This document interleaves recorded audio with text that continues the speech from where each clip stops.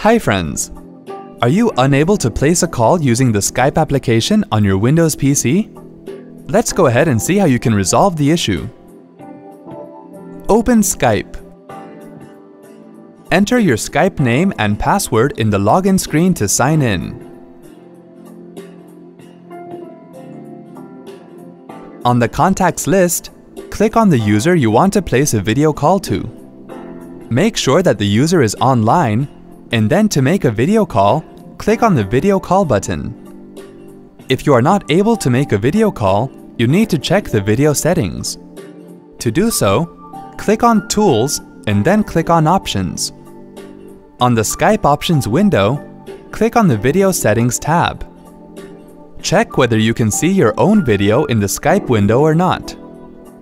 If you are not able to see your own video, you need to check whether the webcam is connected and installed properly. Click on Cancel to close the Skype Options window. If you are still facing the same issue, click on the Skype menu and then click on Sign Out. Close the Skype login screen. Click on the Start menu and then click on Control Panel. Under Programs, click on Uninstall a program. Select Skype and then click on Uninstall. You need to reinstall Skype now. See? That wasn't hard at all. Thanks for watching.